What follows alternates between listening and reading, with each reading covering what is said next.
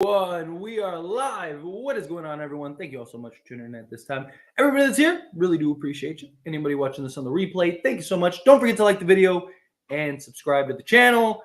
Well, I mean, it's to be expected, right? At this point. We have no. Sorry about that. My kids wanted me to charge the little tablet, and it's going off. There we go. But yeah, I mean, again, at this point, it's basically expected, which is unfortunate. It's frustrating. You just can't get stops. You had D'Lo, and look, I want to go on a little D'Lo rant here in a little bit because he was great. But again, I mean, look, I've talked about this, right? Like the Lakers just don't do the things necessary to win basketball games. They just don't. They not boxing out. I mean, this game came down to free throws and offensive boards.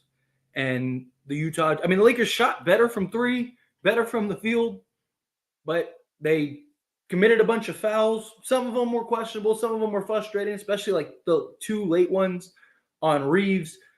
But outside of that, I mean, yeah, it was just reaching in, silly fouls. That last foul on Reeves was definitely a foul. But he had the two other ones. But, I mean, you had, when you're not doing the things that you're supposed to be doing, you're not going to win very many basketball games. And the Lakers just can't, as a team, seem to put it together. Reeves and D'Lo were basically our entire offense in the first quarter. They had, our first 19 points or whatever. And then on top of that, you add in, AD had a rough game. To his defense, their entire defensive game plan was to slow down AD and make everyone else beat you. But AD missed a lot of easy buckets. AD missed a lot of shots that he usually makes.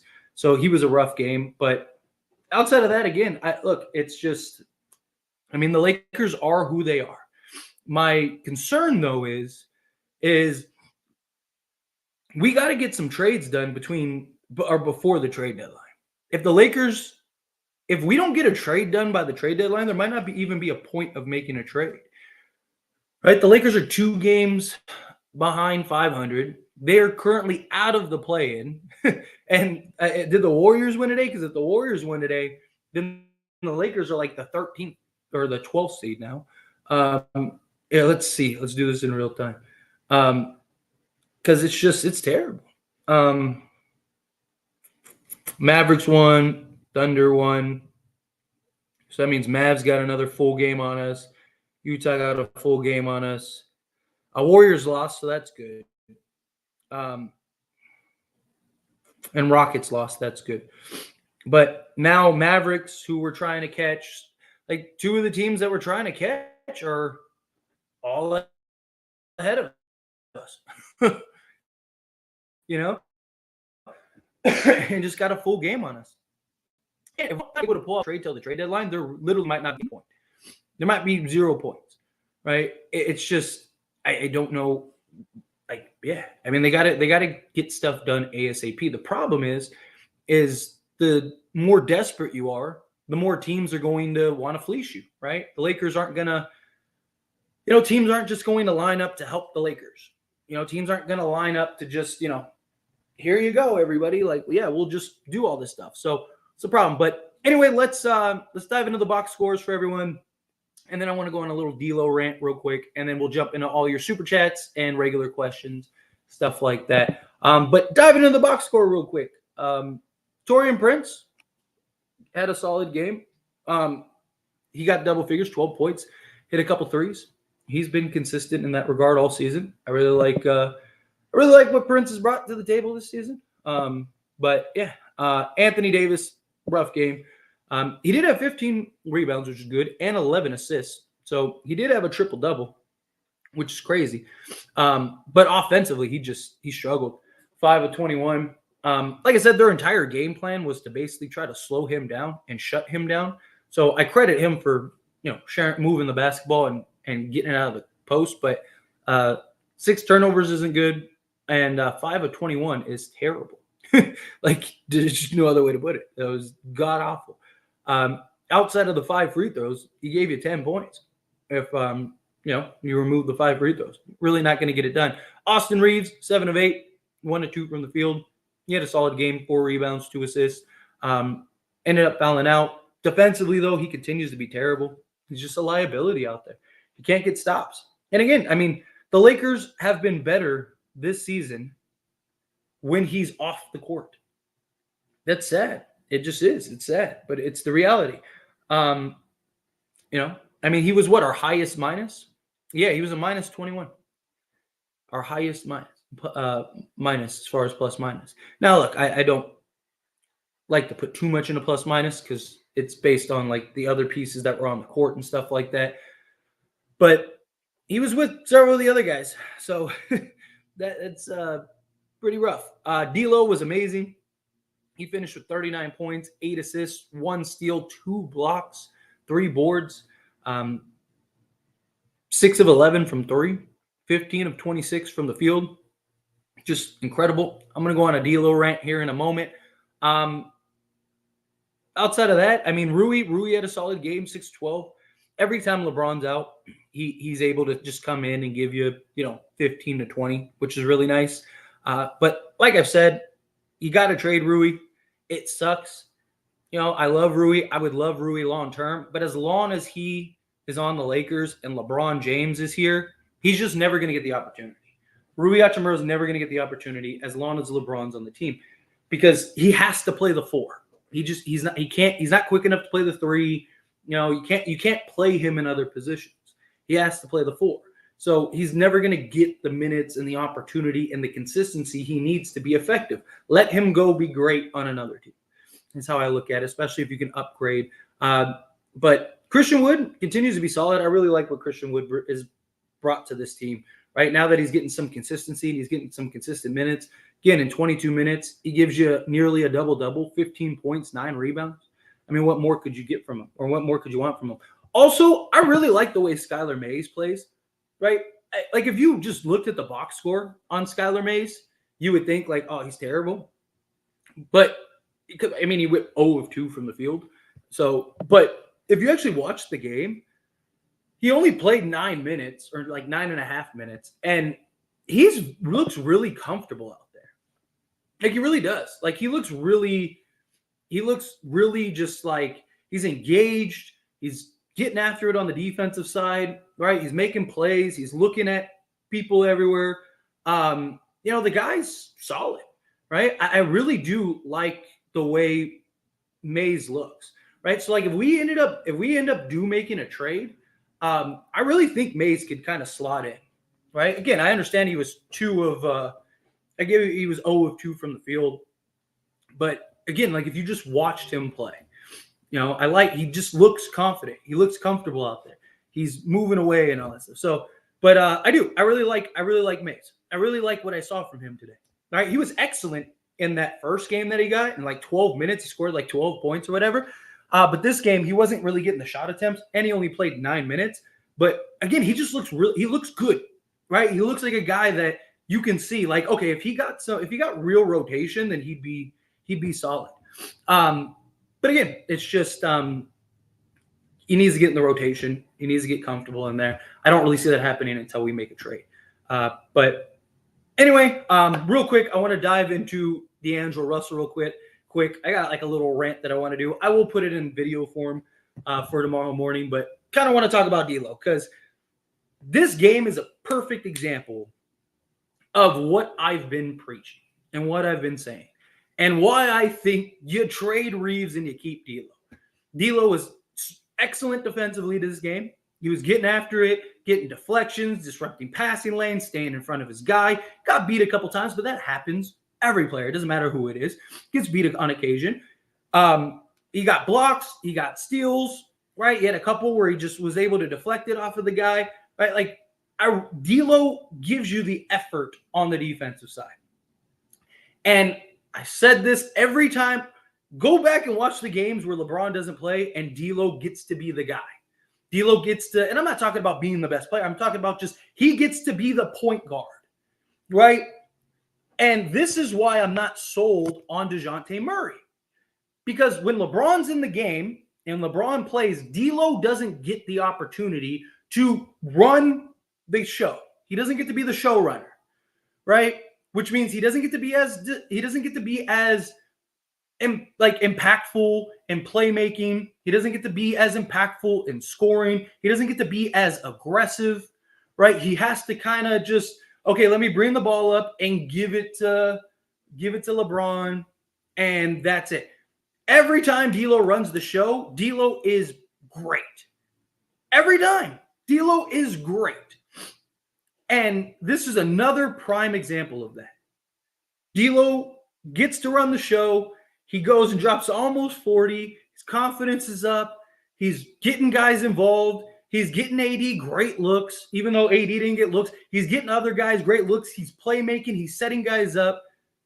The problem is, and this is why I'm hesitant to go get DeJounte Murray, is because you even if you trade Reeves, now you have no reason to keep D'Lo because D'Lo and Murray don't make sense, right? But if you end up trading D'Lo and keeping Reeves can't, like, if he doesn't have it offensively, he can't impact in other ways. D'Lo can at least get guys involved. He's at least not getting just destroyed and targeted on the defensive side every possession, right? Like, there's things that D'Lo does great. And when he actually gets to be the point guard, there's usually success involved. And now we've had, 3 games where LeBron has been out and D'Lo's gotten to kind of run the show. In all 3 games, he's been brilliant. And he was brilliant in this game. And it's just, again, I would rather go get a guy like Zach LaVine, let D'Lo run the show. That doesn't mean LeBron can't be on the ball at times, but if you let D'Lo do the things that he wants or he's capable of doing and he can be the showrunner, it usually leads to some success. I mean, the guy was great today. Him and Reeves had a solid game from the offensive side, but D'Lo at least showed up and tried everything he could to keep us in that game. And when he gets the opportunities, he usually is successful. But anyway, let's dive into your super chats and regular comments and stuff like that. And then I'll keep the rest of my rant for the video in the morning. But all right, let's see. Galley Boy, what's going on? Appreciate you. $5 super chat. Thank you so much. Why trade away a good piece when the coach is a hindrance? Shaking my head. Because talent trumps everything. There have been some really bad coaches that have won NBA championships.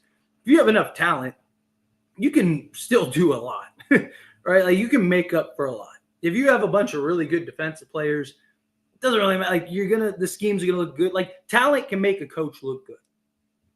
There have been a lot of very good, but I mean, like, even good, like, look at like Steve Kerr, right? He looks like he's on his way out with the Warriors. He looks like he's completely lost the Warriors, right? So, again, like, talent trumps everything, right? If the Warriors had the talent, Steve Kerr would probably still look absolutely brilliant. I mean, look at Pop, one of the greatest coaches of all time. Can't win a game, right? And he has Victor, who's doing historic things. Again, when you don't have the talent, it's hard to make a coach look good. Look, and I'm not saying Darvin Ham has been good by any stretch. Darvin Ham has been awful. But when you have the talent, things kind of get masked.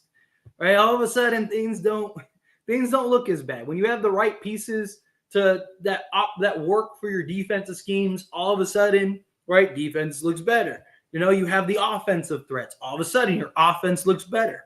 Right? There have been games where Darvin Ham looks brilliant, and it's because the team is just killing it, right?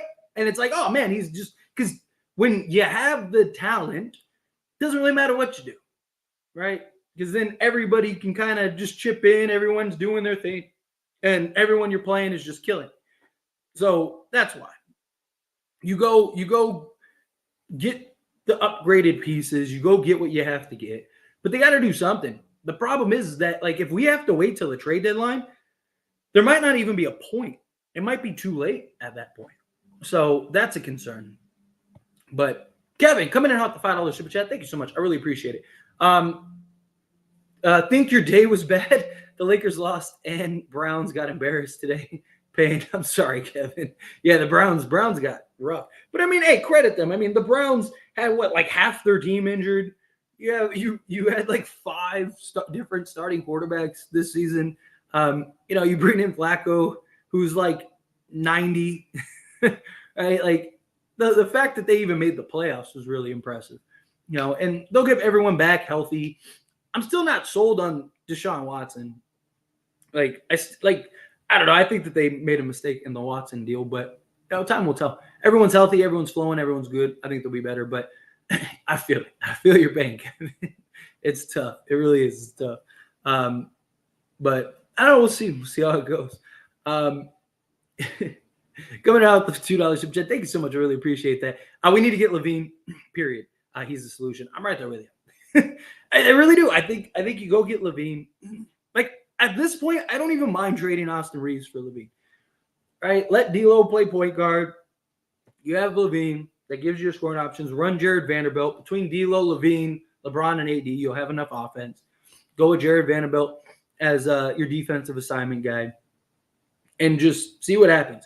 Go get Andre Drummond in the deal also, right? Maybe you can convince them to give you Alex Caruso also, because if you give up Austin Reeves, go get Levine, Caruso, Andre Drummond, trade Reeves, Rui, Gabe Vincent, and whatever else you got to do. You probably have to trade D'Lo if you got Alex Caruso, but it's fine. Trade everybody, right? Go get me Levine, Caruso, Andre Drummond. Now you have a starting five: a Caruso, Levine, Jared Vanderbilt, LeBron, and AD. Alex Caruso shooting like 44% from three this season, or something like that. 42% from three this season. Get your point of attack defensive guy. Zach LaVine is a serviceable enough, good enough defender to where he can hold his own. He'll be surrounded by guys that can defend. And I think you just put yourself in a better position.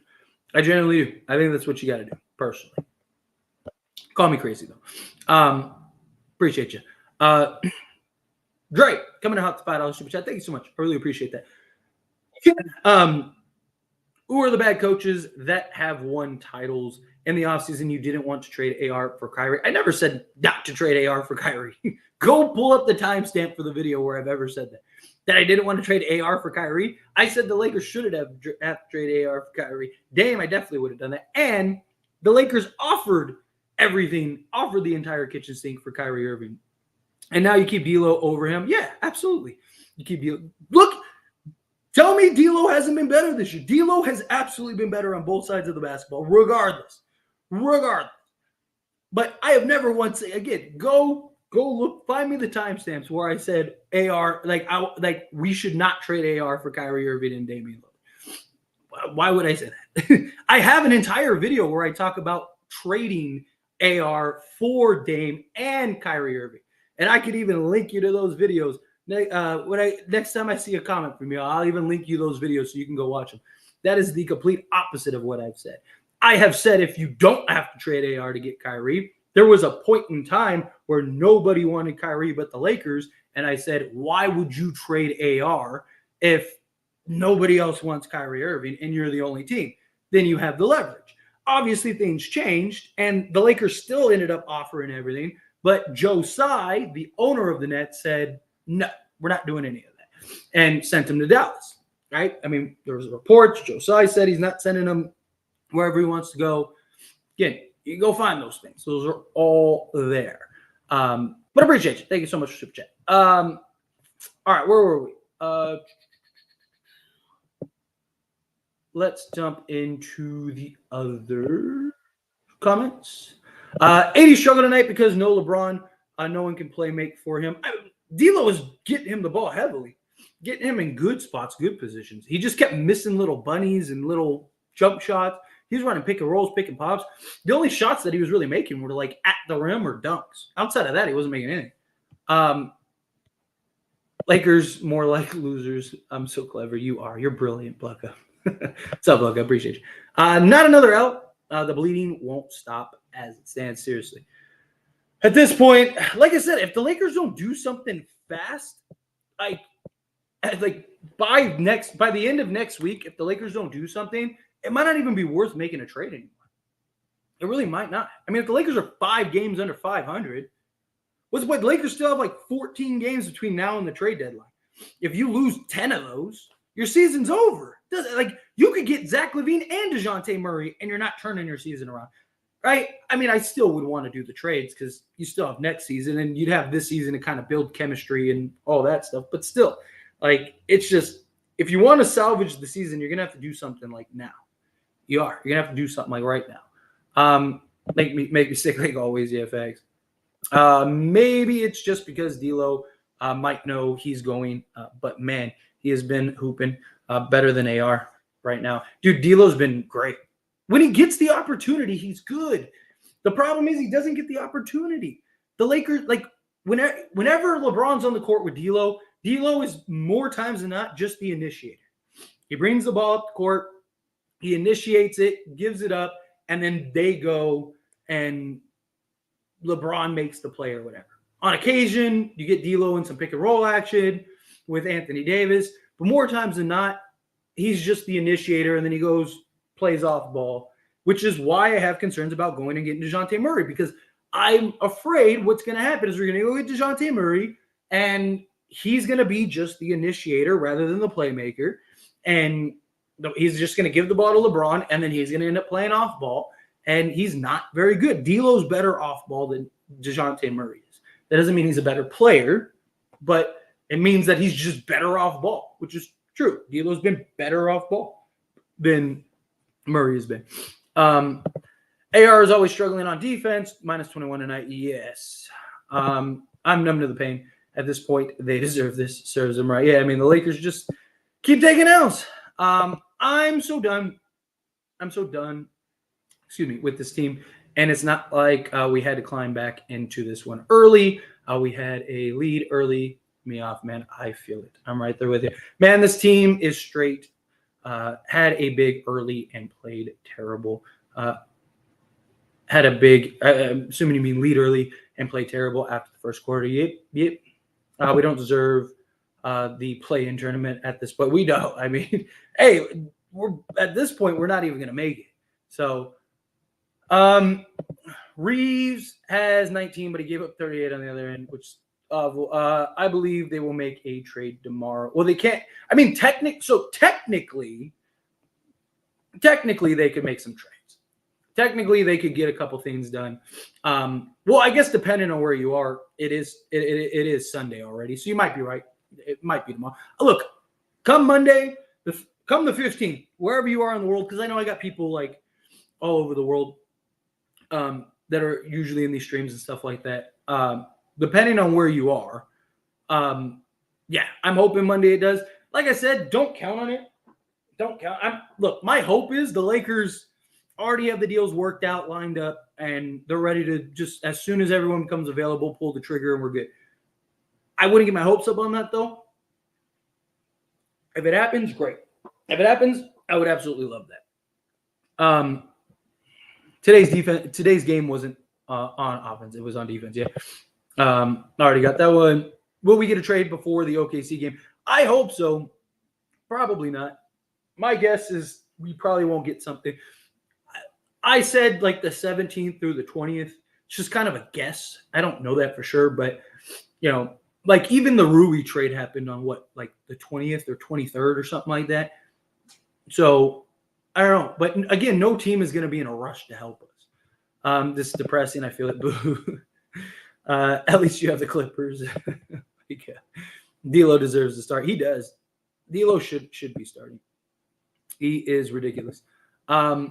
The win was literally right there, and the Lakers said, no, thank you. Yeah, seriously. It's rough. It really is. Justin, coming in out the $5 super chat. Thank you so much. I really do appreciate that. Was Reeves this bad defensively last season, or did he get worse after he got paid? No, he wasn't this bad defensively. I mean, he wasn't great. Like, he wasn't, like, locked down defensively, but he was serviceable. Like, he was good enough to where he wasn't getting killed. But also offensively, he was just insanely efficient.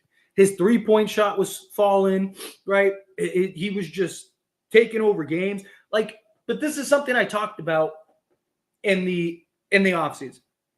I made videos about it, about the concern that now that there's tape on him, and now that he's going to be circled on the whiteboard, and teams are going to be targeting him, will he be able to still be effective enough to be the guy he was last year? I believed he would be. I thought that he was going to be able to make those adjustments and kind of fix it. Offensively, he just hasn't been consistent. Like last year, he was really consistent. Like every game, he was basically giving you like 15 to 20, like clockwork, and shooting like 42% from three. You know, he's shooting like 60% in 2-point field goals. Like the guy was just insanely efficient, insanely effective. I did expect his production to go down a little bit, but the problem is his three ball. If his 3-point shot was where it was last year, which was 40% basically, he'd be averaging 20 a game. Now, problem is he still would be terrible defensively, but at least he offsets that a little more. But when he's shooting 34% from three or 35% from three, he's no longer a threat out there. Teams are literally okay with him just taking, like, watch how many wide open threes Austin Reeves gets. Teams are also okay with just letting him go one-on-one. They don't fear it. They're not worried about it. They're, hey, go ahead, do your thing. And then they're targeting him on the defensive side of the ball. They're literally hunting him down and going, let's force the switch on him. And then when you got him on you, you just attack him. And everybody's attacking. They're switching bigs on him. They're switching smalls on him. They're switching mediums on him. And they're just attacking him. And he's just out there on an island just getting torched. But that was the thing. Last year, he was at least serviceable enough to hold his own. Again, he wasn't great, but he was serviceable enough. He was good enough defensively. This year, he's just been a complete liability. And it's a problem. It really is. But Dustin, again, really appreciate you. Thank you so much. Literally no comment at this point. I feel like offense sucks. We just suck, period. Are we really not going to make the play? Which is crazy to think about. This is starting to get a lot less fun watching. In fact, I'm with you, Trevor. It really is. It really is. Bro, I feel so sorry for D'Lo. Look, I've defended D'Lo so much this year. And luckily, he keeps proving me right. D'Lo just keeps making me look like a genius. But I'm telling you, like, if you go get DeJounte Murray, you have to trade D'Lo. Right? But I'm totally okay with just getting Zach LaVine and keeping D'Lo. But you have to let him play point guard. If you don't let him play point guard, you might as well trade him. If they're willing to let him play point guard and play more on the ball, then fine, keep him. But that's my concern with going and getting DeJounte Murray, is that if you go get DeJounte Murray, is he going to be able to play point guard? Or is he going to spend 80% of the game off ball? That's the problem. Defense sucks, yes. Not to mention the horrible refs. Yeah, the refs were rough today. That was frustrating, believe me. Clippers and Celtics fans are probably laughing at us. Yeah, absolutely. I would be.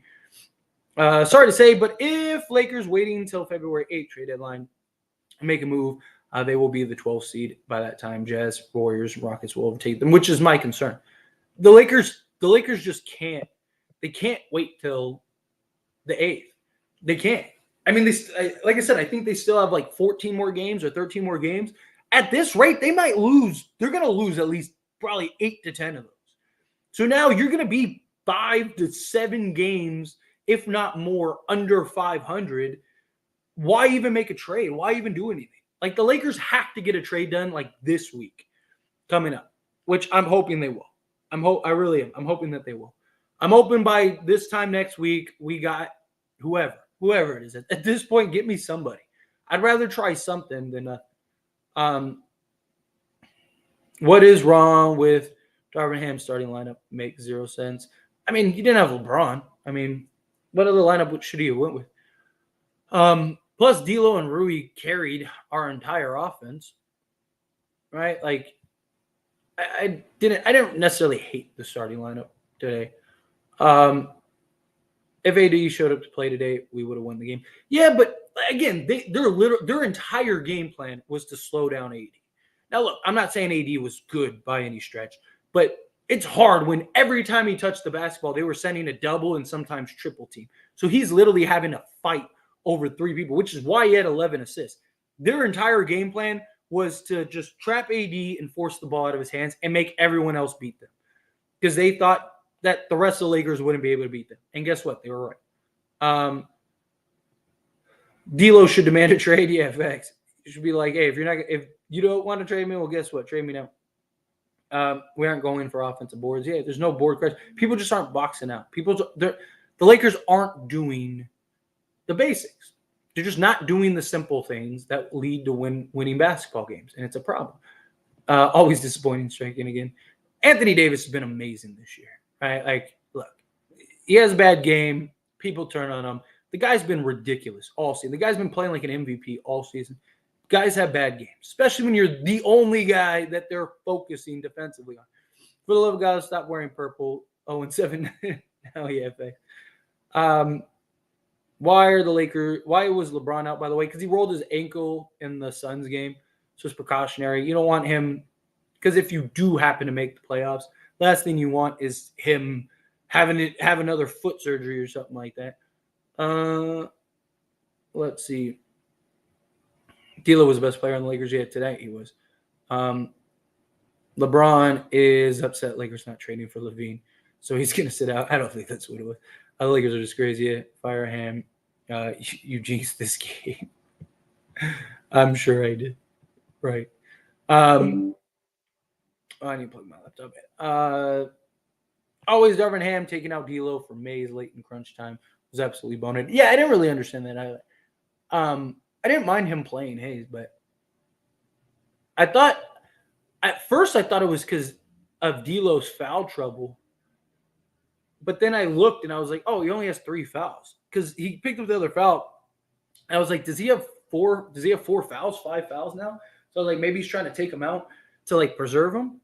But then he didn't. And I was like, oh, he only has 3. I was like, why did he? I didn't understand that either.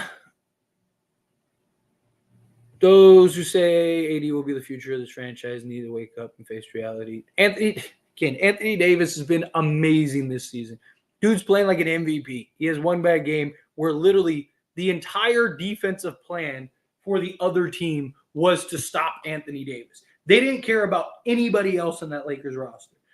Anthony Davis was playing 1-on-5 on the offensive side of things. Like, give the guy a break. He didn't have that other superstar. So, again, Anthony Davis is fine. He will be great. And hopefully he has help post LeBron James. Hopefully he has some other guys that can help carry. Tyler Curse is over 9,000.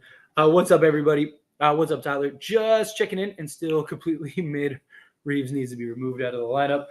Immediately, he's such an easy target on defense, which is why I've said I think that everyone wanted him to return to the starting lineup, and I was preaching that he should stay on the bench.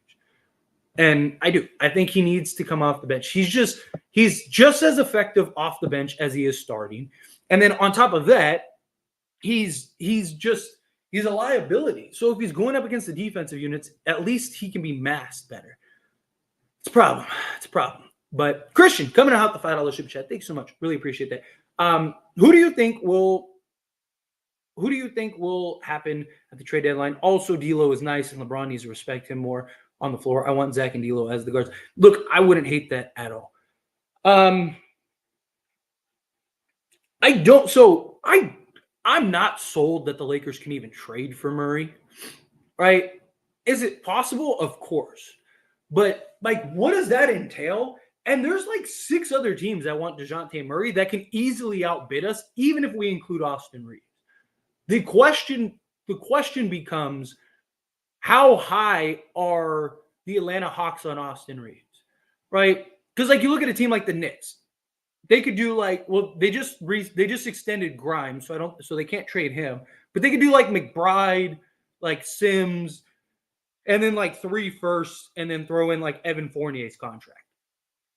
Do they value McBride and Sims the way that they value Austin Reeves? Team like the Sixers, like who are they giving up?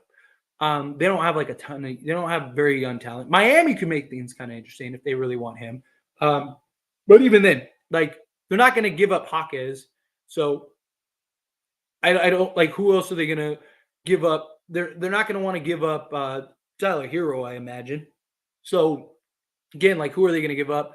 So it just comes down to like what are other teams willing to offer, which is where I kind of think like, okay, maybe the Lakers can get DeJounte Murray.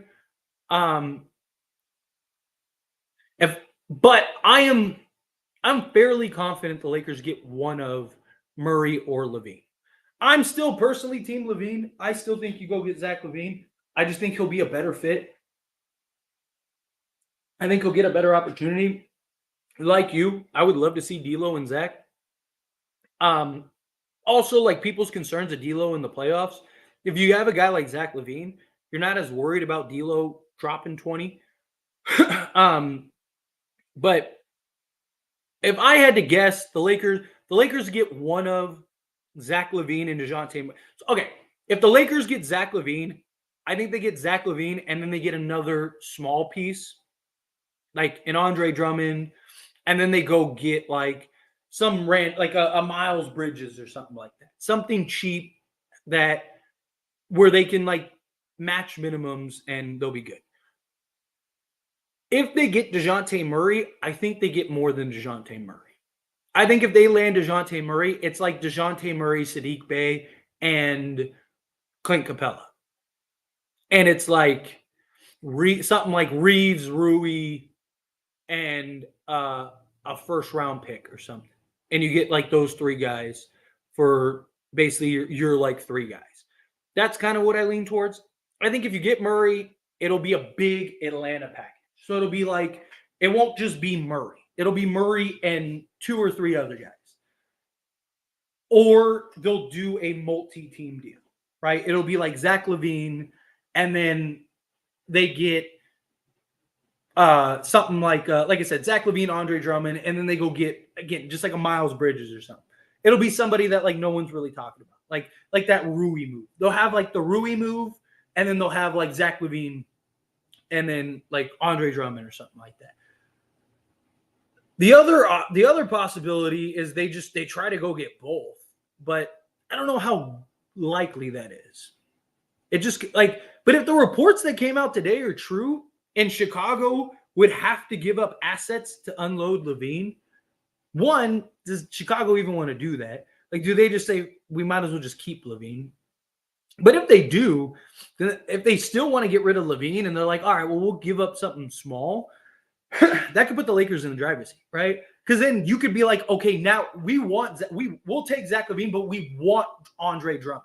If you don't give us Andre Drummond, we're not doing the LaVine trade. And we're not giving you a first. We'll give you D'Lo, Rui, Gabe Vincent. We're helping you get off of Zach LaVine's contract. We'll give you a pick swap or something like that. And now you have Austin Reeves in a first to go get Murray.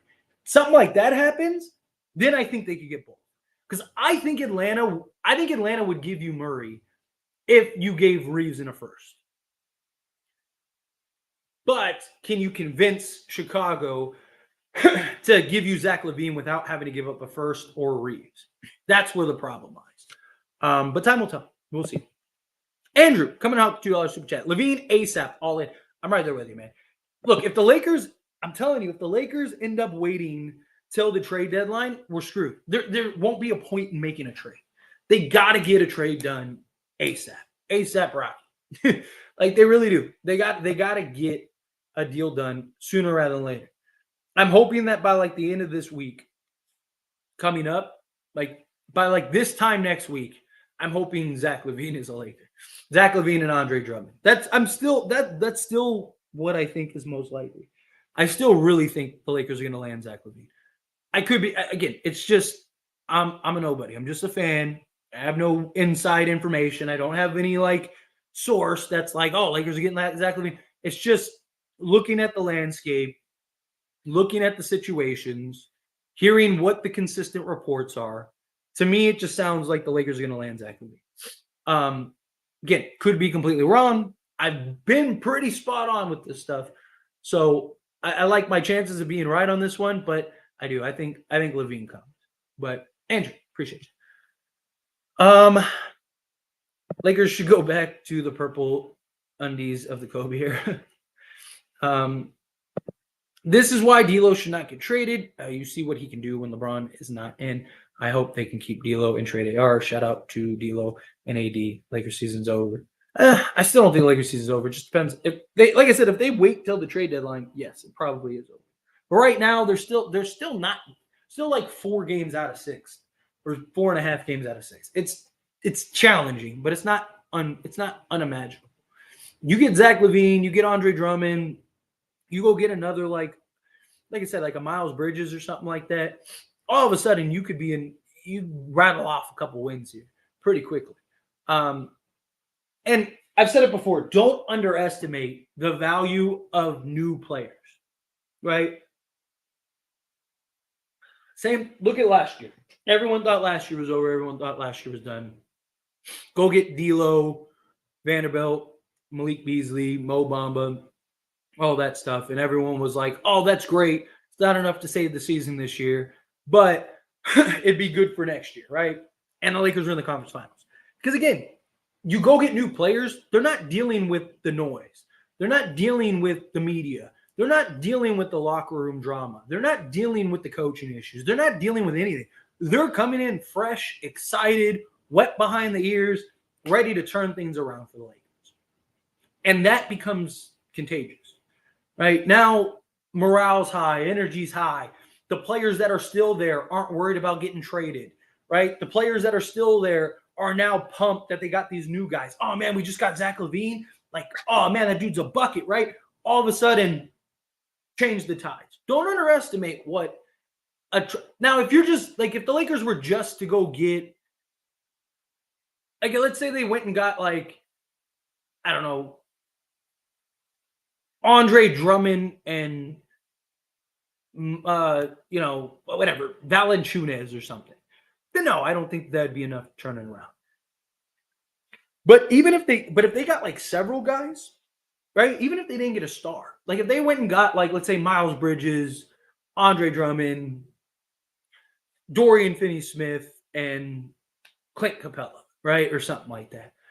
Now you got like 4 or 5 guys that now fill in the need and can make up for like that lack. They're coming in, they're energized, they're fresh, they're excited, they're like, let's go.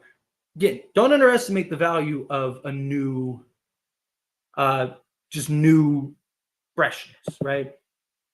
Bucks won, luckily. Good. Trinity, I'm so tired of him not showing. He's had one bad game this year. Like, relax. God, man, the dude has been playing at an MVP level, and the entire Jazz's defensive scheme was to shut him down. Like, they didn't care about nobody else but Anthony Davis. Knock it off. It's so silly. Could be a hot take, but does LeBron need to approach how he tries to fit in with the team to have a chance? I do feel like the offense moves a little better. Obviously, you can always go to LeBron. Yeah. I think you could always go to pick and roll whenever, but I think they need to find a different look. Yes and no. So, 2 things need to happen. Either A, you lean into LeBron as point guard, and that's it. So why would you get DeJounte Murray? Go get Zach LaVine, go get Alex Caruso, go get whatever. Right? Go get guys that make sense with LeBron at point guard, and then go get a secondary playmaker. Or go get DeJounte Murray, and LeBron needs to play off ball like he said he's wanted to since the bubble. The reason we got Dennis Schroeder, the reason we traded for Russell Westbrook, was because LeBron said he wanted to play off ball and he didn't want the duties that came with the point guard position because he didn't want to get worn down. So then 2 things. So either A, allow the point guard that you have to be the point guard. I mean, even right now, let D'Lo run point. You play off ball. When D'Lo is not in the game, then you can play on ball.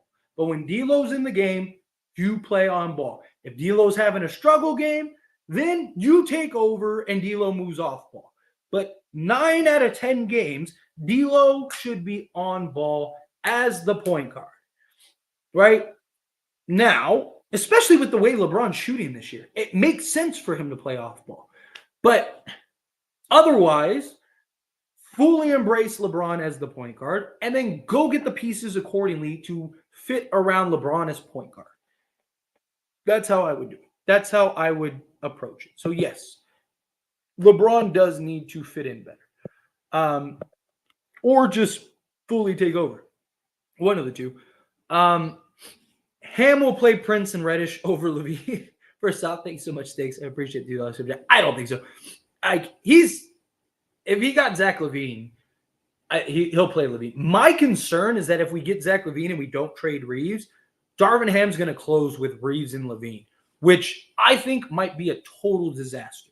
Like, I don't have any concerns about Darvin Ham playing LaVine, but I do have concerns about Darvin Ham starting Reeves along with LaVine, or closing with Reeves along with LaVine, which I think would be a terrible idea. So I do have those concerns, but we'll see. We will see. Let's see. Lakers roster, attractive 2 stars. 5-minute mark on a lot of bad takes in this video, including you not wanting to trade AR. You called him a 3rd star. I don't understand what you're saying. At the 5-minute mark, I said he's a 3rd star. I don't understand what your comment is. But sure. I still think this is the perfect roster around LeBron. I do not anymore. Guys aren't stepping up the way that they were, which is a problem. They're just not. They're not stepping up the way that they were. Reeves, Rui, Hayes, Gabe, JHS need to go. I mean, yeah, if you can get the right, again, it comes down to like, what are the trades? What do they look like? What could Lakers get for LeBron if he wants to go home to play with Bronny? See, that's the question. Well, one, I don't think the Lakers would trade LeBron, but if they were to trade LeBron, that's the problem. Like, he is still 39. Like, he's playing ridiculous, but like, if you're an organization, you gotta imagine, like, are we selling the farm for LeBron? Like, I think you'd get a good return, right? Like, let's say, like, there's talks that Miami wants to draft Bronny to try to bring Bron back. Let's say it is them. Like,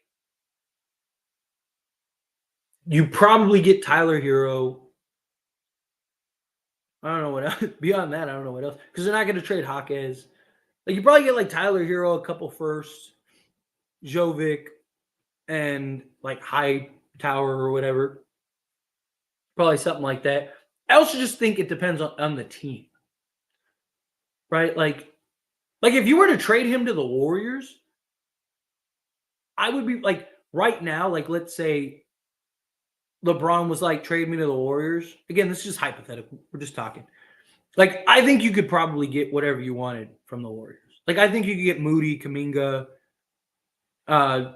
Andrew Wiggins, because they'd have to match salaries. Like, I think they basically give you whatever you want.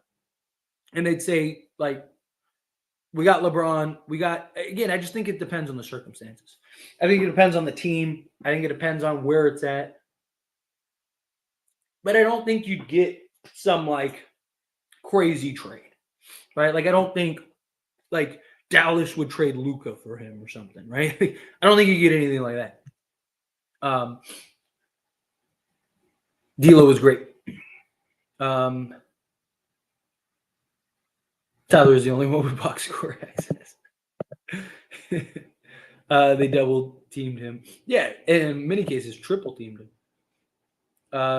Master Lock calling Sexton after getting way to hype after the lob, even though the refs were in his pocket the entire game. FX. Do the trades matter now since the Lakers can't seem not win the tournament, messed up the Lakers flow? I mean, yeah, absolutely the trades matter. Because even if, like, let's say they don't make a trade by the trade deadline, I still think you make the moves if they make sense. Because you still have next season and the year after, and you'd have the rest of the season to kind of figure stuff out. Maybe you go on like some crazy like Clippers run, right? Where you go win 10 out of like 15 games or something, and maybe you're back in it. I don't know. It could be something. But I don't know. It would be interesting. Dre, that's the title of your video that you requested.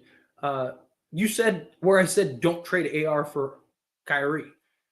Nothing in your previous comment said I said that.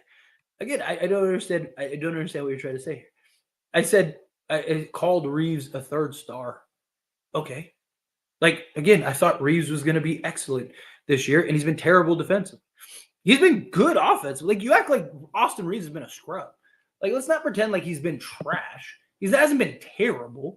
But I said, go find me the timestamp where I said I wouldn't trade Austin Reeves. I said I wouldn't trade Austin Reeves for Kyrie Irving or Damian Lillard. I said I made entire videos where I said I would. Like, the entire premise of the videos, I would. And then I said, find me the timestamps in which I said that. And you gave me something completely unrelated. Like, again, I don't understand what your point is. You said I said something. I said, find where I said that.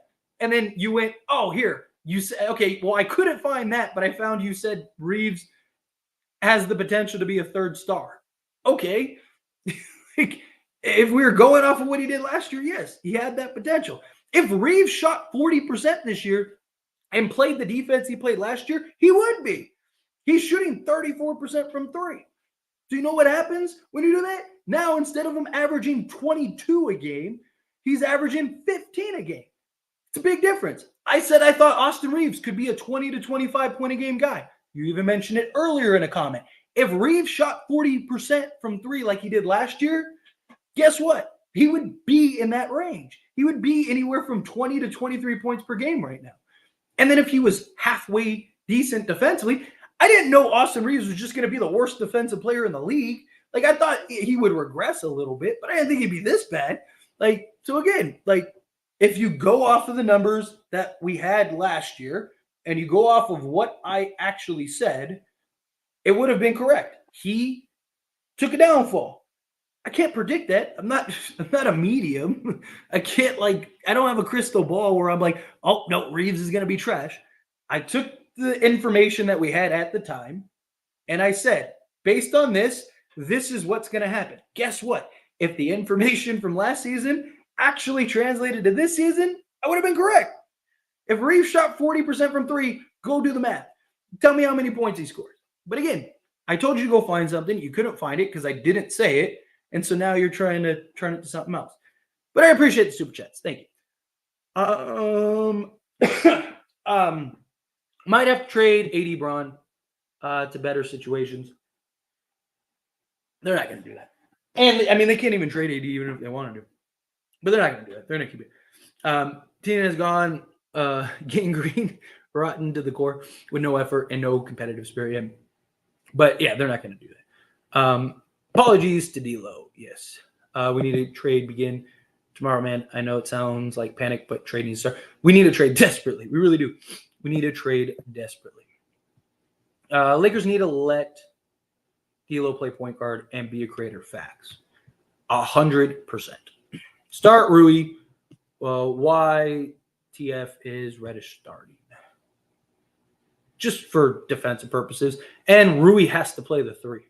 So the problem is if you start Rui, then you got to put LeBron at the three, which might be an even bigger disaster. Just sell the team, in my opinion. D'Lo isn't a good defender either, but his defense is much better than Reeves since D'Lo has elite length. He's not like a lockdown defensive player. Like, I'm not saying he's like elite, like, watch out, this dude's incredible. But he's good enough. Like, he's good enough to, like, be on the court and not be a liability, which is what you need. You just need guys to at least be serviceable. The positive for tonight is the D'Lo trade value is up, and Skylar Mays looks like a pretty decent point guard. He can facilitate very well. Just needs rhythm, knock down his floaters, and shots will be good. Exactly. I really like the way Skylar Mays looks. Again, if you just look at the box score at glance, you might think like, he's not that good. But if you actually watched the game and you watched him play, he looks very comfortable out there. He's got a good feel. He was staying in front of guys. He was defending. What else? Unless it's the Pistons, any team against the Lakers is a freeway EFA. Right now it is. Tyler loves Rui for some reason because Rui's good. Every time Rui gets the opportunity, that guy goes and gives you 17 to 20. Every time. The problem is he's just not going to give you – he's not going to be able to give you the opportunity because you got LeBron James on the court.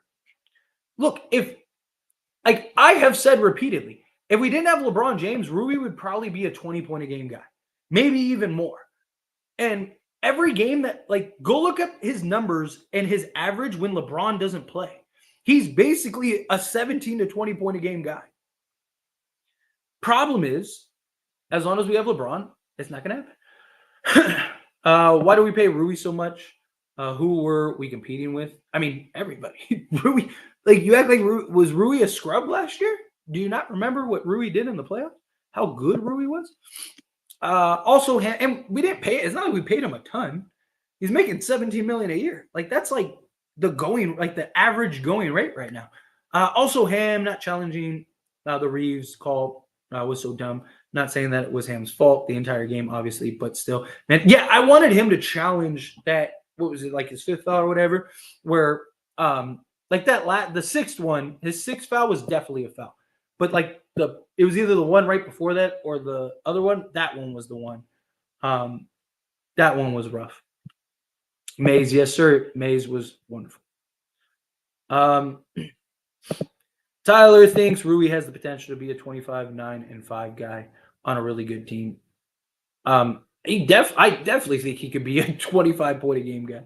Dude, the guy in inconsistent minutes is giving you like 17 a game. Like, you don't think if he was like a primary guy, like he couldn't give you 23 to 25 a game? Like, he was doing that in the playoffs. Yes, I absolutely believe that he could go do that. Will he ever get the opportunity? That's the question. Arthur, Tyler, what did you think of Skylar? Is he a keeper? Oh, you must have been here earlier. Arthur, first off, thank you so much for Super Chat. Secondly, I think Skylar Mays looks solid, right? Again, I'm assuming you saw the game. If you just looked at the box score, you might think like, oh man, he was 0-2 from the field. But if you watch the game, he was really comfortable out there. He was great that first game. First game he played, he gave you 12 points in 12 minutes? He was really good in that game. This game, he didn't get the minutes and he didn't get the opportunity. But we've seen him in his ability so far through 20 minutes of play time. He's giving you 12 points and like a handful of assists and rebounds and whatever, right? But we've seen his ability to knock down the three ball, his ability to knock down the three off the dribble, right? He had that one like step back three. We've seen his ability to get into the lane. We've seen his ability to create for others. We've seen his ability to stay in front of guys defensively. I really like what we've seen from Skylar Mays. Like, is he like a game changer for the Lakers? No. But if the Lakers go and make a trade for whomever, right? Like, and we need a secondary point guard, Skylar Mays could be perfect for that. And I could see a random game here and there where he goes and gives you like 15. Right? I mean, he gave you 12 in 12 minutes the other day. So, like, again, we just, let's say whether we trade for DeJounte Murray or we trade for Zach LaVine, at the end of the day, you're just going to need somebody to come in and just provide just serviceable like 15 minutes a game. Skylar Mays, I think, is a guy that can do that. I think from what we've seen, again, small sample size, so I don't want to be like, that's it, he's the guy. But from what we've seen from him in 20 minutes of play, he looks like a guy that can easily be your secondary playmaker off the bench to fill in a small minimal role. So I like what we've seen from him, and I think he's a guy that can absolutely make an impact. I really do. But I appreciate you. Thank you, Arthur. Can we please start the trades? Hopefully, again, don't get your hopes up on it happening Monday. But if it does, great. If it does, I would love it. D'Lo doesn't play defense. If you watch games and you see his stats, both of those say otherwise. Don't trade AR. He is our future. I would trade AR tomorrow. You don't just trade him, just trade him. But you find the right move, you absolutely trade him. What's up, Captain Crunch? What is going on, Lee? Appreciate you being here. Thank you, Speaking Facts. Well, thank you, Busy. No one wants D'Lo to run the show. I would think otherwise. Let's see. It's kind of disappointing how D'Lo and Rui shines when LeBron is gone. Yeah, facts. Let's see. Where was LeBron? He rolled his ankle, so he was hurt. LeBron needs to give up the reins. I think so slightly. Like I said, if if you really want a point guard, then that point guard needs to be able to play point guard. Exactly. Skyler looks like an NBA player, good backup point guard. He's a better playmaker than Gabe Vincent. I'll tell you that for sure. He's got to get his shot in an NBA rhythm. Yeah, I mean, he hasn't played in like a couple months. So once he gets the rhythm, once he gets the flow, I think he'll be solid. I do. The only thing, no, Lakers played like trash. Second half free throws, we shot 8 and they shot 28. This game was rigged completely. Next, let us know advance so we don't have to play it. Right? We should do. Darvin Ham should have the same rant as the Raptors head coach. AD gave up on the Lakers playing soft. Yeah, I've traded AD. Relax. Let's see. Skyler needs more minutes. Sucks that Max didn't get some playing time. Yeah. I mean, Max played a little bit. Max Christie was out there. It wasn't great. He was out there for like 14 minutes. But he wasn't really doing much. D'Lo, Reeves, I've always said that Reeves is a 6 man. He can't operate as well on offense when starting, and he also is an easy target on defense. He either fouls, gives up the buckets, or hopes AD blocks it. Yeah. Yep. Go Rams. I'm with it. Let's get this dub. Reeves, solid or not, is trash. I wouldn't say he's trash, but he's been terrible on the defense side. He's been a liability for sure. Well, that's a coaching issue, putting players in the position to win. That's the real problem. Yeah, but you're only as good as the talent you have, right? Like, again, you can hide Reeves as much as possible, but if he can't hold his own out there, teams are eventually going to scout it. Let's see. If the Lakers get LaVine and keep D'Lo, I'll be the happiest man alive. Oh yeah, I'm with it. I am absolutely with it. Obviously, I think y'all should go after Zach LaVine. But D'Lo keeping y'all in the games, though, man. But don't quit DeJounte Murray. Yeah, I personally want. Again, I'm Team LaVine personally. Why do we want Murray if Atlanta don't? It's not that Atlanta doesn't want Murray. It's just the fit. The fit isn't working. Again, Murray is an on-ball point guard. In Atlanta, you have to play off-ball. So because you have Trae Young, who is one of the highest usage players in the league. So it's one of those things where it's just it's not like Atlanta would love to keep him. He's just not working. So it's like, do you keep trying to force the issue and hope eventually it works? Or do you try to get something for him and kind of retool, revamp this roster? Time will tell. Dre, coming out the $5 super chat. Thank you. You should give the people in the chat the opportunity to call in to debate you as you say a bunch of nonsense. It would show more. It would make the show more interesting. I would love to do that. Problem is it's just me and people say dumb stuff and I don't have, like, you look at like a channel like Laker Nation, they have like a team of people. Like, the problem is it's just me. And I'm not saying you would, right? Like, and Dre, look, like, you have good points at times, and whether you agree with me or not, like, that's the beauty of it. I don't mind people disagreeing with me. I love when people disagree with me. I don't like your approach. Like, I don't have a problem. Like, more times I feel like you're just trolling rather than just genuinely, like, I have a lot of people that like criticize me or criticize my opinion and stuff. It's just the approach. Like, if you're like, hey, I don't agree with this. I think this you said was wrong. Fine. I'm all for it. I'm open to talk to you. But when you're out here just like trolling and just being silly, like, it's just not worth my time to respond because I'm not going to get a real conversation from you. Right. But that would be my problem. I would love to have you come on the show and express your opinions and stuff, but I can't trust that you're not going to say something stupid because you say stuff that is stupid in the chat. So I'm supposed to trust that you're going to come on live and I'm going to risk my channel and risk. It's not. But that's the problem. So many people, there's too many people that want to do stuff, and I don't have the manpower to filter through those calls. I don't have the manpower to filter through those people. And even Laker Nation, I don't think has done that in a while, where they've brought in people in, because it's very challenging. It's a big risk. You get somebody to come on and say something bad, they don't get in trouble, I get in trouble.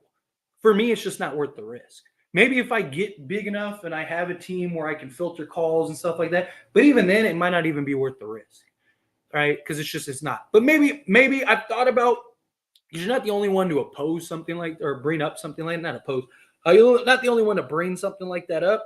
I've thought about like maybe do, like if I did like a Patreon or something, because I don't have any of that stuff. But my problem is like, I don't know, like I don't have much time to do like that extra stuff. But I've thought about it, like if I could free, like an hour a day or whatever, maybe do like a private, like members only thing where like we could like debate and talk and have fun. Like I think something like that would be kind of cool.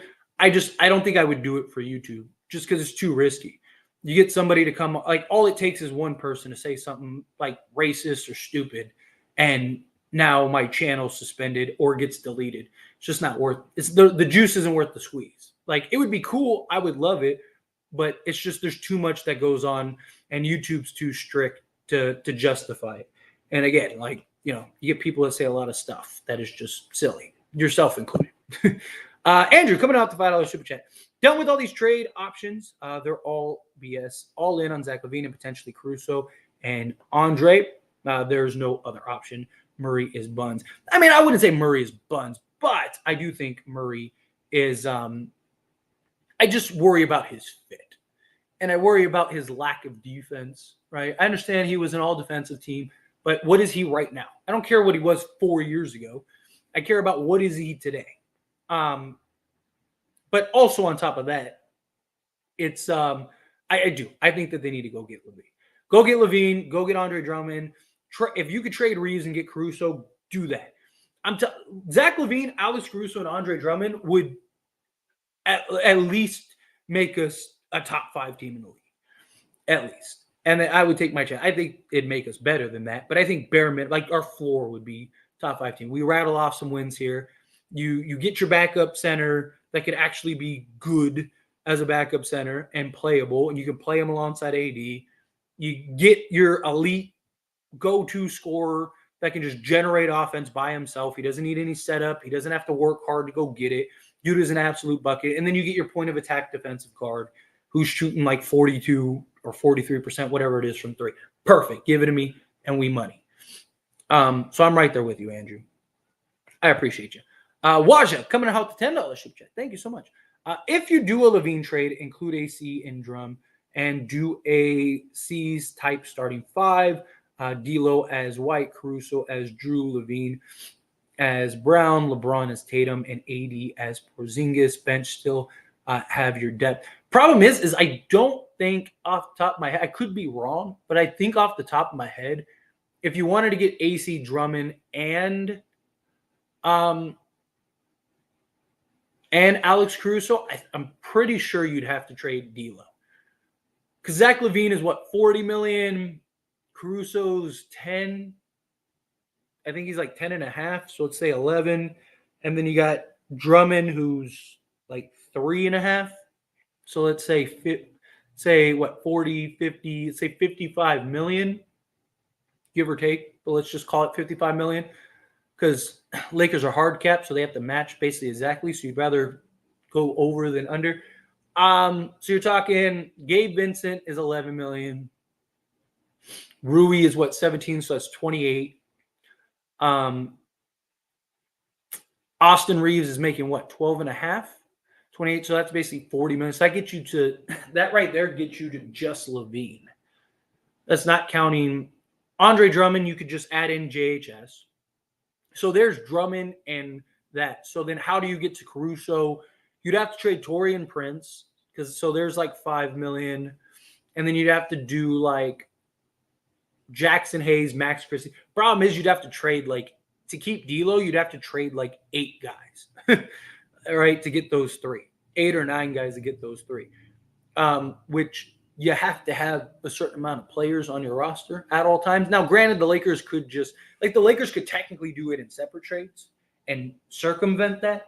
So like you could trade for like the way around that would be trade for LaVine, right?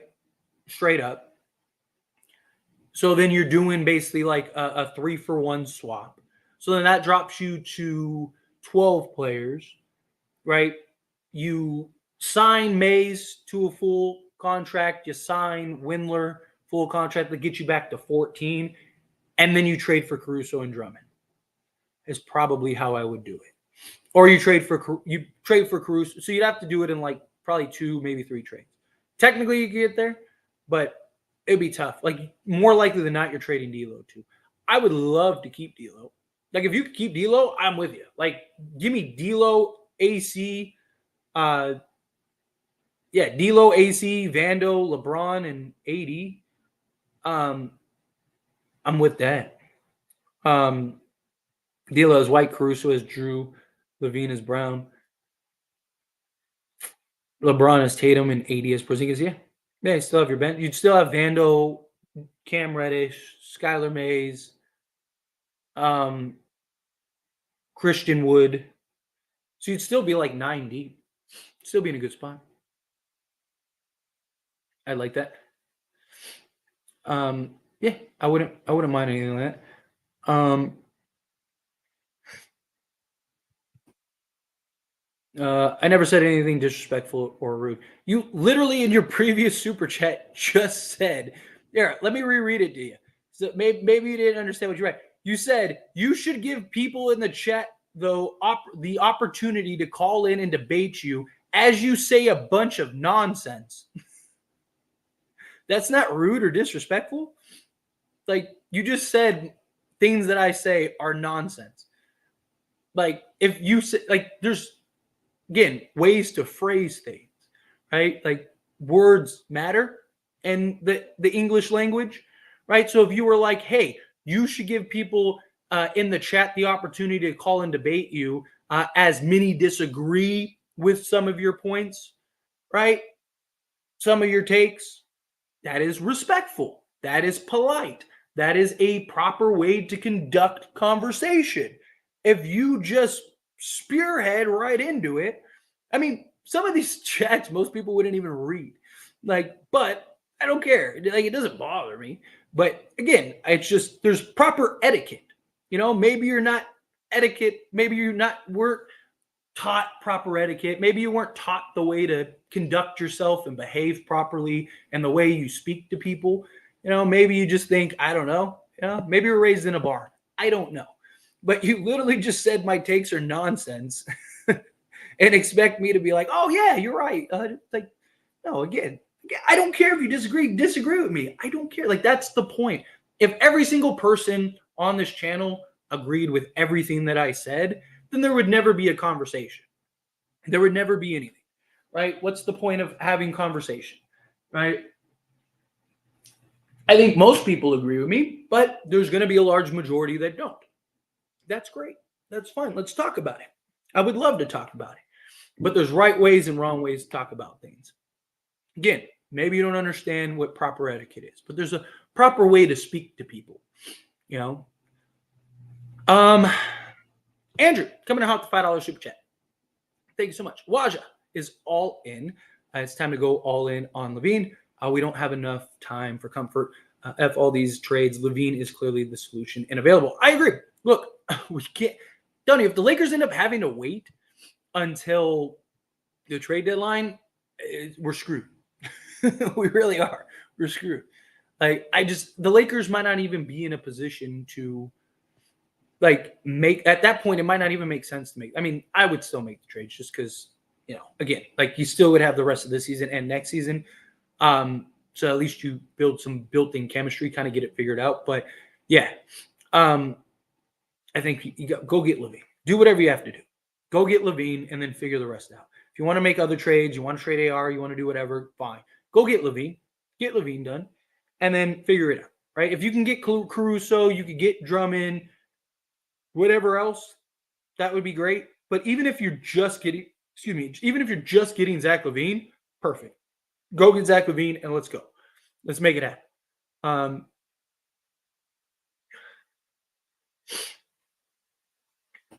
So get more talent when the coach doesn't know what to do with it.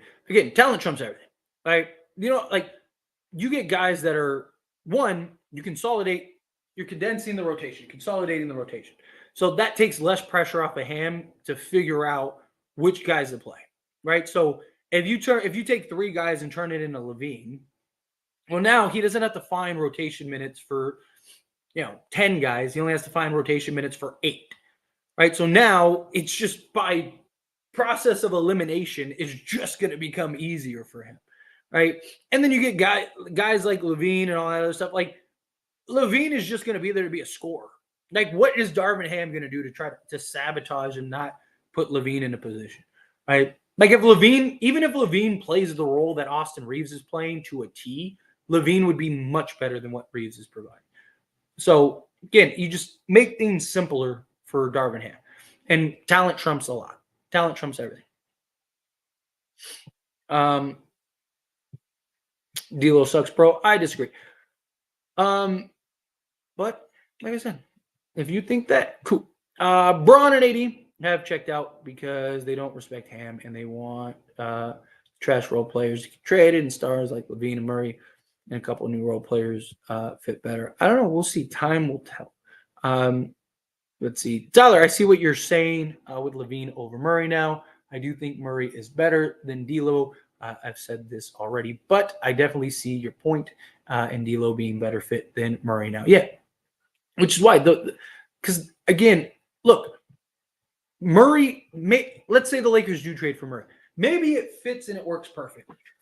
That very well could be the case. Maybe the Lakers get Murray. He continues. In a perfect world, Murray continues to shoot 38% from 3, right?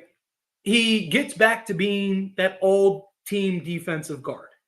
Now you have your legit point of attack defender, which Darvin Ham would look better on the defensive side, because all of Darvin Ham's defensive schemes are all the same as Milwaukee, which all need a point of attack player. The problem is the Lakers don't have that. That's why, so many people were like, why does Darvin Ham play Dennis Schroeder so much? Because his whole defensive operation is predicated on having a point of attack guy. It's one of the reasons. It's not a coincidence that Milwaukee traded for Jrue Holiday and that year won the championship, because he was the guy that they needed desperately to complete that defensive, just hole. And plus he could score and make plays and do all those other things. But just defensively, Milwaukee just became night and day better defensively, because their defensive schemes are the same that the Lakers are running, which you need a point of attack defensive guy. We just don't have that. You need a guard with athleticism, all those things, right? Zach LaVine, he can provide that to an extent, right? But at this point, you just need scoring and athleticism, right? If Murray can be that guy, then great. Problem is I think the opposite happens. I think it's more likely that the opposite happens. Again, I don't know for certain, but Murray's biggest issue right now is playing off ball. He's been better, but he hasn't been great. And you're going to bring him to the Lakers, and what's going to happen? What's more likely, that LeBron takes a step back and goes, okay, Murray, you can run the show and I'll play off ball? Or the other thing happens, which we've seen now with every point guard LeBron has played with, which is I'll play on ball and you play off ball. There will be times where you did this, right? Everybody. Even going back to Kyrie, right? I had somebody the other day that was like, oh, what are you talking about? Or maybe it was today. We're like, what are you talking about? Kyrie got to play on ball. Go look at Kyrie's usage rate dropped by 5% when LeBron came, and LeBron's usage rate went up. The only time Kyrie went from 32% usage to LeBron coming, and he dropped to 26%. The only year in which he got back to 30 was the year that he demanded the trade, and the Cavs were trying to keep him. Outside of that, he basically became an off-ball player. Did he have stints? Did he have moments? Did he have percent? Again, he had 26% of the games where he was the guy on ball. He was the usage guy. That's means 75% he wasn't.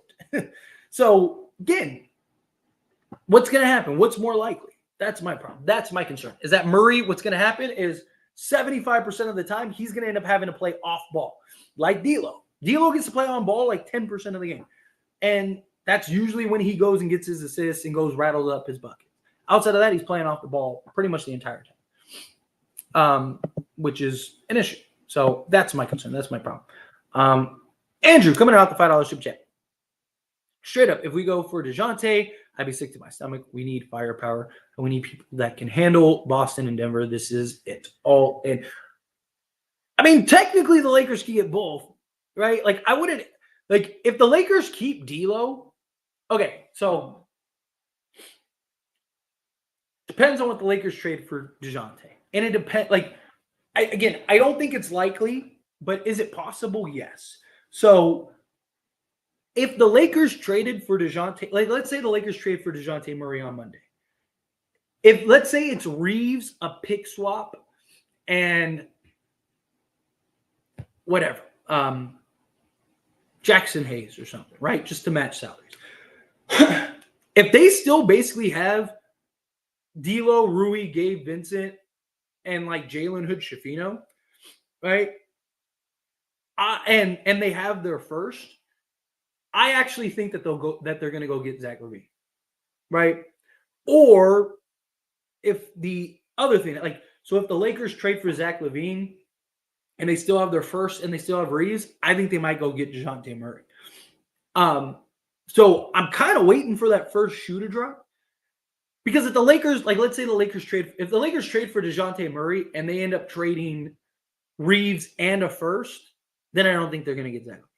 But, like, if they basically go get DeJounte Murray, give up Austin Reeves, give up a pick swap or whatever, or if they trade, like, let's say they trade Reeves, Rui, and something else, then I'm like, okay, well, now Zach LaVine is out of the question. But, like, I'm curious to see if they trade for Murray, what that deal looks like. Because I think if the Lakers trade for Murray, they're either going to make – it'll either be it'll be more than Murray. It'll be like Murray, Capella, and Bogdanovich or something like that. Or – it'll be Murray just straight up, and then they'll have enough assets to go get like a Zach LaVine or something. So don't be shocked if they do both. However, I don't know if that would work. It's definitely something I could see the Lakers doing. Like, without a doubt, I could see the Lakers trying to go get both. Thing is I don't know if it would work. Like, Zach LaVine would have to be okay with essentially being like off ball 90% of the game. Murray would have to be okay with just basically being a 3-and-D point guard. And then LeBron would have to sacrifice to where he kind of takes a backseat. But post LeBron, I think we'd be terrifying. But it's just a thought. Again, I don't know if that'll happen. But I'm kind of, again, I'm waiting for like that first shoe to drop. See what happens. Lakers are tanking to the lottery, draft Bronny James next year. The Lakers don't own their pick this year. The Pelicans can take it. So Lakers could get the number 1 pick in the draft this year, and still it would go to the Pelicans. Let's see. My boy trying to hide the pain. Believe me, it's tough. It's frustrating. If we lose too much before a trade, would you trade LeBron for LaVine, assuming LeBron leaves to a team that will draft Bronny? Absolutely not. Like, I like LaVine, but not that much. Like, if you don't have LeBron, LaVine doesn't make as much sense. LaVine makes sense because you have LeBron and AD. And you need somebody that can play off ball that is an elite scorer, and he gives you both of that. So how valuable is the 2029 first? It depends on who you ask. Some teams think it's – I mean, Danny Ainge said publicly in an interview that he thinks that the Lakers draft picks are the most valuable draft picks in the league.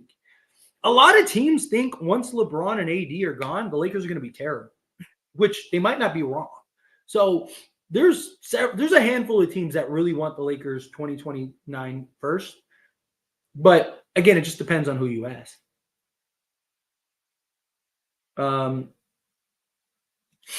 will be undrafted Lakers. There will be like if he falls deep enough, right? Like if he's like there in like the 20s, a team will take him. A team will take him just because. Like just take a flyer on him and potentially get LeBron James. But no one's gonna take him in the top 10 or anything like that. Let's see. That one cut from Skyler was kind of clean. Otherwise, I don't know. Like I said, I personally like what we see. We've had 20 minutes of playing time from him, so it's not like we have this huge sample size to where like I'm like, oh, that's it. We found our guy.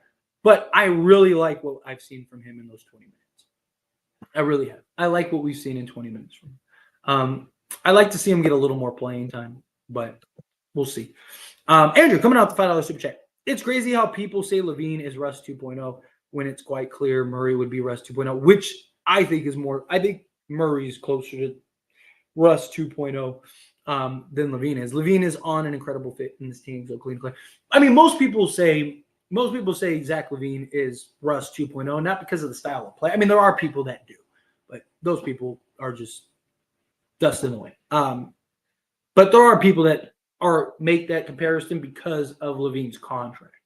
But Russ's contract wasn't necessarily the issue. It was his contract plus he was a terrible fit. Like if Russell Westbrook worked, then you wouldn't you don't need as much depth, right? You don't need to be 10 deep, right? Because you have Russell Westbrook giving you a 20-point triple-double every game. Problem is he didn't work, and he was on a $45 or $40 million contract. That's the difference. Zach LaVine, if he comes to the Lakers and he works, you don't need 10 players. You don't need to be 10 deep. It's not the same thing. They're not parallel. Murray, as far as style of play, look, I've said this before.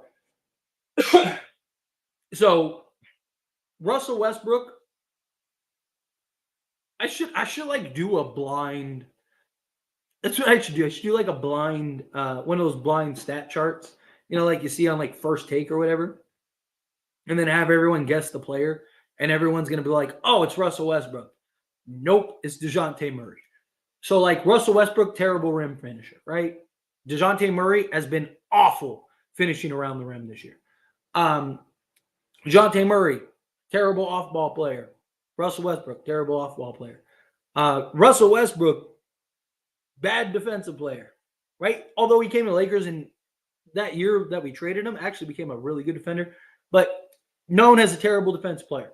DeJounte Murray is known as a good defensive player, but has been awful defensively, right? Like, it's just, Russell Westbrook needs the ball in his hands. DeJounte Murray needs the ball in his hand. There's a lot of things there's a lot of parallels there. Now, DeJounte Murray is a better shooter. He's a better scorer. Like he's not. He wouldn't be as bad as Russell Westbrook, but there are definitely concerns. Like, I don't think he'd be as good as some people think he would be. I think that there are more concerns. I would love it, but there's also the real possibility that it just doesn't. $40 million, who the F cares? He's our best chance and best fit and best option, best player available. He has untapped potential. We will win it this year. Yeah, look, I've said it. Like, to me, the $40 million isn't a big deal. If we trade for him and he doesn't work, then yeah, it would be a big deal. But I don't see a scenario where it doesn't work. Because he's so good off ball. And he's played off ball pretty much everywhere he's been, even Minnesota. I mean, he was on ball more in Minnesota than he was anywhere else. But still, he still played a lot off ball. He played through Cat, right? Like, so I just think it would be fine. I think it would be an okay fit. Oh, I got a cramp.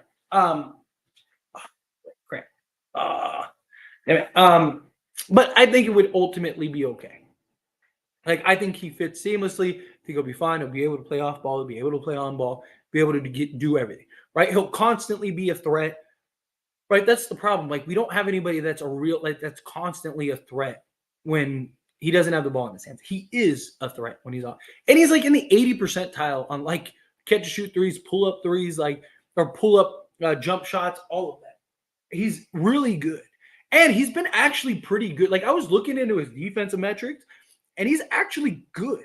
Like he would be our like fourth best defensive player on this team behind Cam Reddish and Jared Vanderbilt. All right, so like he hasn't been that bad. I just look if he fits and he works the way that you and I think he will, then his 40 million is irrelevant. The Lakers are over the cap. Like if the Lakers had a bunch of cap space next year, then yeah, I can understand. But they don't. They're over the cap regardless. No matter what the Lakers do, they're going to be over the cap.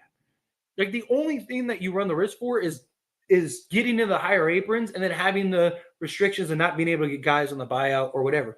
But if you get it right, then it doesn't matter. Like your entire roster is basically locked up for the next 3 to 4 years anyway. So you either get a trade for an elite like guy that can just take over, or you might as well just stand pat. So I'm with you. I'm right there with you. Darvin Sham didn't even use his challenge to review the foul call on Reeves, such an incompetent coach. Yeah, I mean that sixth foul, he was gone. But the one before that, I definitely think he should have. This is the same record we had after 40 games last year. Yeah, which is crazy. I mean, if the 2021-2022 team played this Lakers team without LeBron or AD, this team is clapping them by 20 plus. At least last year's team was bad, but it wasn't because of like the players. It was just like, I mean, it was because of the player, but it wasn't because of the effort. Let me rephrase that. It wasn't because of the effort. Like you never questioned the Lakers' effort last year. It was just we had a bunch of 6'1" guards that like weren't skilled enough to have an impact. But we were in like every game. Right? This Lakers team just bad. Bottom line is we ain't winning a chip unless we get Kyrie, KD, or Steph, period. Again, don't underestimate the impact of Zach LaVine. Only one player is coming. His name is Bronny James. Everyone getting fooled by D'Lo again after being guarded by Chris Dunn is hilarious. Look, D'Lo's still been good this year. Got Tukaki getting paid. Think he's more than average player. The problem is he didn't even get close to what he could have gotten. He didn't get the max money. Austin is trade bait. Can't hate on Reeves. What do you want him to do now? Shaking my head. Play better defensively. Like we know he can score. The issue isn't his offense. The issue is his 3-point shooting, but the issue is him just being a liability defensively. I'm so done. You waiting on Bronny, you about to be disappointed.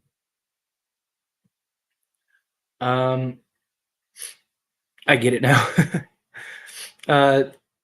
Let's see. We need another big to play alongside AD to help him defend the paint. We need some defensive guards to protect the 3-point line. Offensively, we've been pretty decent. We just don't stop anyone anymore. Offensively, we're like 26th in the league in offense. We're like bottom 5 offensively. The paint isn't the issue. It's defending the perimeter. We can't, like every team, like AD said, every team is just lighting us up. We need better 3-and-D guys. We need a vacuum scorer. We need somebody that can just go get a bucket. We need athletic guards. We need a lot of things, to be honest. Off-ball Murray is elite. Lakers are cheeks. They absolutely have been. Warriors not overtaking anyone. You have X. Lakers tanking for Bronny. Anyone not named LeBron and Anthony Davis needs to be traded for players that play offense and defense. I've said the same thing. Basically, at this point, nobody is untouchable. The Lakers have been terrible. Hey, Tyler, did you see how dominant D'Lo can be when he's actually playing the point guard? Look, I have preached that from the beginning. Let D'Lo play point guard and live with the results. But as long as LeBron's on the team, it's not going to happen. It's just not. It's unfortunate, but it's not. Let's see. Would you blame LeBron one time? I've blamed LeBron a bunch of times. Like I've called out LeBron countless. You should have seen my live streams last year. Like it was like a regular basis I was calling out LeBron. LeBron hasn't been the problem this year. Been everyone else. Yeah, okay, so turn on AED as soon as he gets by the credit. Okay, people are silly. People are silly. Lakers should sign Biombo for a backup center. So Wood can slide a starting role with AD, Braun, Reddish off the bench. I want to see them bring him in on a 10-day. I wouldn't sign him to a contract right away. Because what happens if a better center ends up becoming available? Like I would wait and be patient. But bring him in on a 10-day, see how he looks, see how he works. You got to remember he's still undersized. He's only 6'8". He just has like that crazy wingspan and the athleticism. What was the Lakers' plan? Game plan. Darvin Ham is really shining late. Shines late games. He has zero game plan or execute actual plays. Lakers look like they playing pickup games off of defense, both sides. Yeah, right now it's been a disaster. Is the coach. As an Orlando fan, they need an experienced coach. They definitely need an experienced coach. Even if you want to keep Ham as like the head coach, they need to get an experienced, which was supposed to be the plan, was to go get a head coach that could slot behind. I'm with you, bro. You always nailed it about trading for LaVine. I have been preaching LaVine for a long time. I really hope we get him. It's just, again, I don't know how you watch these games and go, man, LaVine wouldn't make sense. There is no hope in Ham fire and replace him. They're not going to fire him this season. Like even when the reports came out that the Lakers were close, he was on the hot seat, and the Lakers were close to firing him. Like I made a whole video saying I don't believe that, and I'll believe it when I see it. Because it makes zero sense to fire him this year. Because you're gonna like what coach is coming in that makes sense to replace them, and then not just that, but then you have to basically start from scratch. You have to get everyone to get out of the habits that Ham built. You have to instill your new habit. It makes zero sense to get a new coach. You're stuck riding it out. Unfortunate, but I know it's frustrating. I would love to get a different coach, but hey, Steve Kerr might be available next year, so the Delta Levine provides can take us from 11 seed NBA championship season. That's the ceiling. Fit is incredible. How good fit he is. Oh, look, if Lakers get Zach LaVine, I absolutely think the Lakers can win a championship because now you got a consistent go-to scorer. You got somebody that takes so much pressure off of LeBron James and Anthony Davis. You got somebody that can apply rim pressure. You got somebody that can just give you off-ball shooting, off-ball scoring. It completely changes the way that teams defend you now. I mean, it does so much to impact your just everything, both sides of the basketball. You can get out and transition better. Like outside of LeBron James, who else can be like actually lead a transition? Like we don't have anybody. Zach LaVine can't. Like so, you'd be better in transition. You'd be better in transition scoring. Like again, Zach LaVine just makes all the sense in the world to me. Like literally, I could see you going and getting Zach LaVine and Lakers going on like a 7 or 8 game win streak, easy. It might take a game or two to or maybe even like a handful of games to kind of really get the ball rolling. I mean, look at the Clippers. They go 0-6. James Harden hits a miracle and 1-3 to win the first game, and then they just went boom after that, right? So again, you make the right trades, you might make the right moves. All you need is that like momentum building, and then you get that snowball effect. I'm right there with you. Right there with you. Let's see. The Lakers coach is the main problem, to be honest, Tyler. I watched the Lakers every game. They had bad offensive schemes. Probably they need to trade Zach LaVine. He's perfect fit. Or DeJounte Murray. They need to trade. They need to trade and get somebody. Darvin Ham is definitely a big problem right now. Again, he's not the only problem, but he is a big, big problem. He just is not there. He is just not there. We need shooters. If we get Murray, the paint is still going to be constipated. Yeah. D'Lo and Zach on the floor together. Oh, my goodness. I hope LeBron can see and be like, you know what? D'Lo, you play point guard, and we know what Zach can do. Yeah. I would love that. Unfortunately, I don't think that that'll happen. But I would. I love it.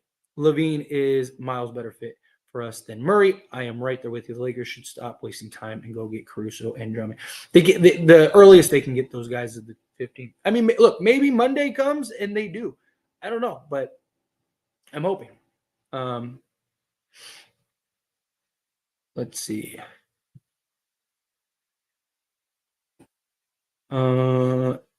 It seems like the offense looked a little better when LeBron was out. Yeah, because the ball's moving more. You're not running your entire offense through LeBron. Now you have to create offense other ways. So the ball gets free flowing. Where a lot of the Lakers offense is just giving it to LeBron and letting him kind of slice and dice the defense. Be fine if they make the trade tomorrow, the next day. I agree. I feel like no trade or no chemistry can ever be developed under Ham. I'm scared that if we go for both LaVine and DeJounte, we will not figure it out and it gets worse. I mean, just talent, like it won't be worse than it is right now, just because you have enough talent where you're going to win games. My concern is that, like, it would take a lot of sacrificing from all four of them, and that takes time to figure out. And everyone has to be committed to that sacrifice. And then on top of that, it's like, would they be good enough together to win a championship? Like, I wouldn't be worried about them winning games just because they have enough talent to where they're going to win a bunch of games. Like, they would be, if they had DeJounte Murray and Zach LaVine right now over, like, even if they didn't have depth, they would win a lot more games than they are right now. They'd probably be at bare minimum top 4 seed. Problem is like, would they play well enough together to actually be a contender? Because paper doesn't always translate. I mean, even us as Laker fans have had some ridiculous teams on paper, and it just doesn't translate. And that's my problem. Like, because fit is a very important thing. Let's see. LaVine is more healthy, and if we get LaVine, we have to get Caruso and Drummond also. Yeah, I agree. At this point, trade for LaVine, Caruso, Drummond. It's the only trade that'll impact win, not just giving Reeves for Murray. And keep D'Lo doesn't make sense. Yeah, if you get Murray, keeping D'Lo makes 0 sense. You got to trade him. Let's see. No one is coming. We will see. Time will tell. Maybe it won't. You never know. You don't know. Nothing is for sure until it actually happens. We're off the fire Ham and back on the Haiti train. I'm telling you, Bucka, it's hilarious.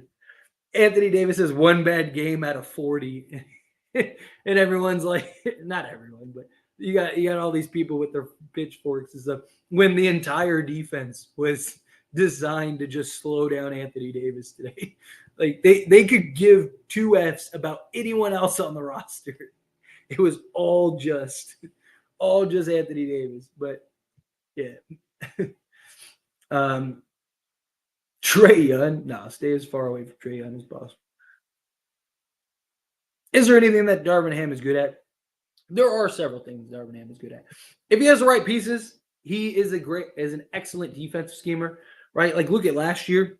Lakers were like top 5 in defense with an undersized team, right? But he had the pieces he needed, right? We were undersized, so he didn't really have the perimeter guys, but he had that point of attack defender because his whole defensive scheme is to have that point of attack, basically trail and funnel the offense into your defense plan, right? Then you have Anthony Davis in the background as your primary shot blocker. Think of Milwaukee Bucks. They had Drew Holiday, who would just basically trail. Then you had Brook Lopez and Giannis in the backcourt, right? And then you have the guys out on the perimeter rotating, right? So he is a good defensive schemer if he has the right pieces, right? He's also he's good player coach, good motivator, and he's good with the media, right? That's why, like, I don't mind if the Lakers keep Darvin Ham as the head coach, but you got to get an experienced, just veteran type coach to be his main assistant. You got to get somebody that has the experience, that understands. Darvin Ham's issue is the X's and O's. You got to get somebody that understands just the X's and O's, the flow of the game, right? Somebody that can call timeouts properly, somebody that can kind of operate the rotations, somebody that can get in Ham's ear and go, hey, like maybe we should do this, right? So that's the thing. And I'd like to get somebody that is better offense oriented. Like think of the 2020 team. Frank Vogel is not a good offensive just structure. I mean, look at the Phoenix Suns. The Phoenix Suns have Kevin Durant, Devin Booker, and Bradley Beal, and they're the worst fourth quarter team in the league. Like, why? Because they don't have anybody that can structure offense. And their entire offense is just those three basically going one-on-one, right? But he's an excellent defensive coach. He just doesn't have the defense skills, right? But the year we won the championship, you had Jason Kidd.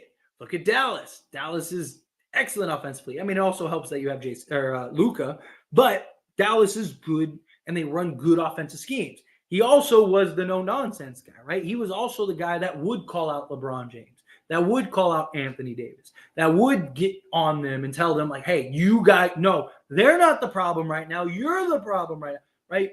Problem is that we just don't have that. You need to get somebody like that. It's not a coincidence that as soon as Jason Kidd left, that was it for Frank Vogel because he was non-confrontational. He lost the locker room because he wasn't holding guys accountable, right? Russ became the scapegoat, all that stuff. Him and Russ started bumping heads, right? And what did Russ keep complaining about? I'm the only one that's getting called out. I'm the only one that's getting talked to. And they like Frank Vogel holds no one else accountable, blah, blah, blah. It feels like you don't like me. And it's because he's not a strong voice. He's not one of those guys that'll no nonsense, right? So Darvin Ham does have his good suits, but he needs somebody he needs that counter, right? He needs that balance, right? Like he needs the yin to his yang is what he needs. Andrew, coming out the $2 ship chat. All package is trash. LaVine Caruso is enough. Yeah, I am with it.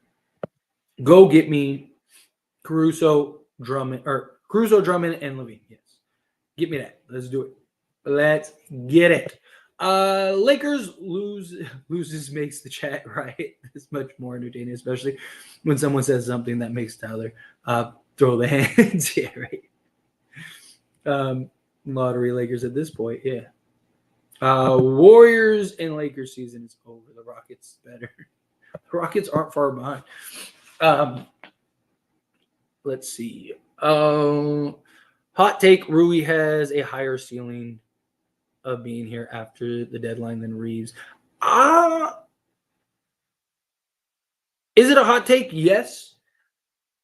Do I think that that's a possibility? Yes, I do. I do.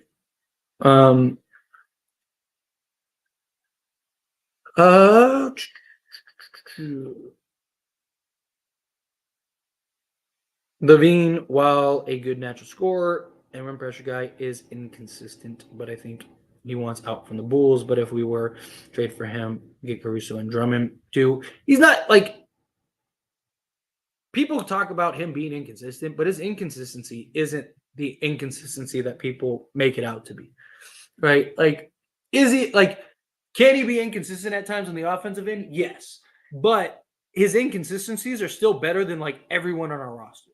Like Zach LaVine will go and he'll have like 5 games where he goes off for like 30, and then he'll have a game where he like goes and gives you 15, and you're like, damn, man, right? But like, look at everyone else on this roster. Like, imagine if Austin Reeves or D'Angelo Russell's bad games were like 15 points.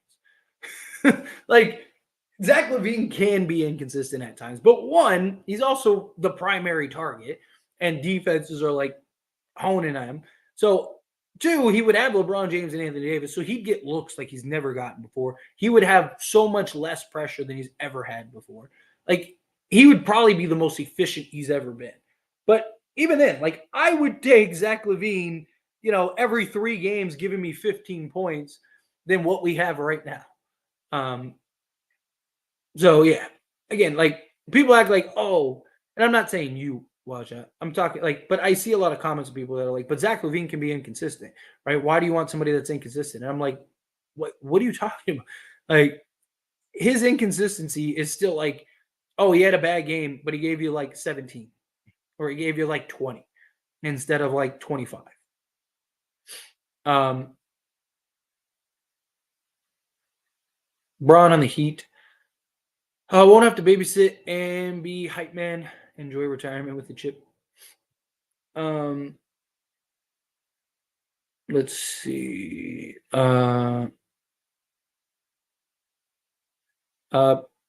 Forget what Reeves did for us in the playoffs. No, we're going to regret trading him like Caruso. Not if you get Caruso, for one. And two, yes, I love what Reeves did for us in the playoffs last year. But he hasn't been the same player he was last year. So we have no guarantee that he's going to be the same player in the playoffs, for one. Right? He hasn't been the same player in the regular season. Who's to say he's going to be the same player in the playoffs? Secondly, if you get a guy like Zach LaVine, then you're not going to, like, Austin Reeves isn't going to be Austin Reeves from that last playoffs anyway, because Zach LaVine is going to step into that role. Zach LaVine is going to be your primary scorer. So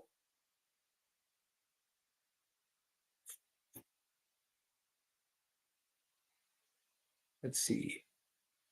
Sorry, trying to find something to me. So much for Laker Damas, caught in 4K. Not predict the future yet again. Yeah. Not yet. I dropped the ball. I was wrong on Reeves. Oh no, the sky is falling. If Lakers ask LeBron to take a pay cut so we can get better players, will that help the Lakers? The problem is that even if LeBron took a pay cut, the Lakers are still over the cap. Hey, if the Lakers don't make a single trade, they would still be over the cap, because you still have D'Lo on 18 million, you have Rui on 17, you have Reeves on 13, you have Vanderbilt on, what is he making, like 15 or whatever. Like, you start adding up all the contracts, LeBron would have, like, LeBron could take a $20 million salary and we'd still be over the cap. He would have to basically take like 10 million a year, which he's not going to do. Fax the new script. Just email anymore. Lakers fixes it.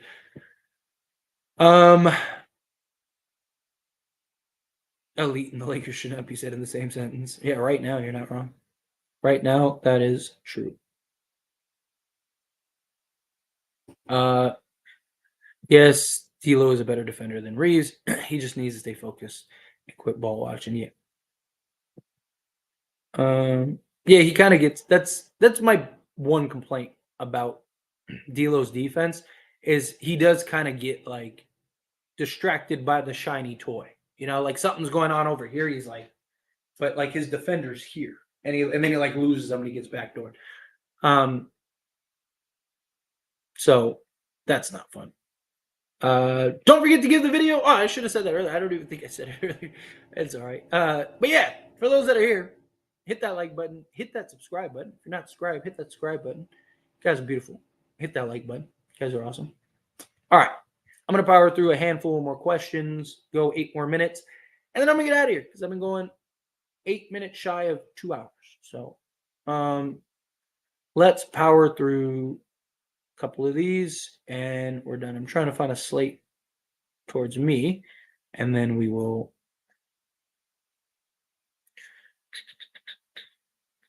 Come on. Oh, here we go. Super chat. Andrew coming out the $5 super chat. Thank you so much. Keep those Charlotte fellas away from LA. Keep those Atlanta frauds away from LA. We need LaVine. He's the answer. Brandon Caruso and Dorian Finney-Smith as well. I would love Dorian Finney-Smith.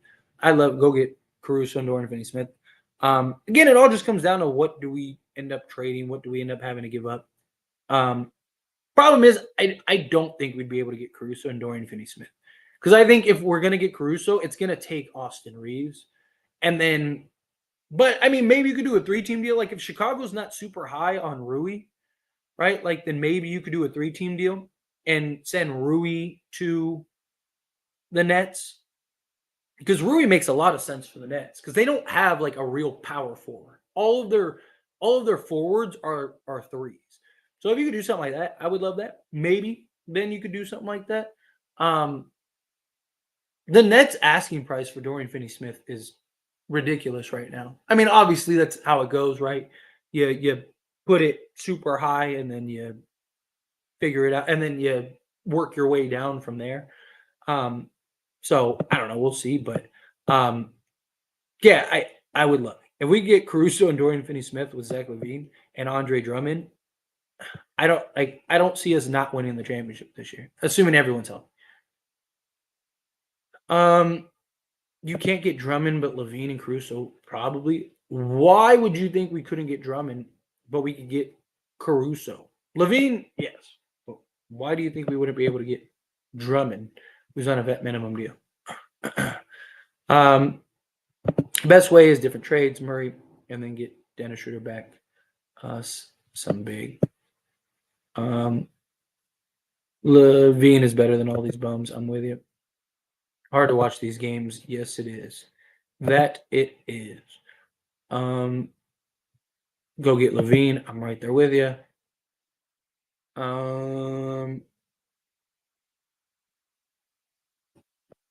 Let's see. Kick rocks, Tyler. Vote for Pedro. I heard that DeJounte is more likely. The Lakers seem to be making DeJounte their priority, is what it looks like. But yeah. Tyler trying to fool everyone that his takes are nonsense. Tyler is like Mulder from the X-Files. No one believes him till the aliens finally appear. Facts. LaVine plus AC. Yeah, I'm with that. Let's get LaVine and AC home. I am with that. That's what I prioritize.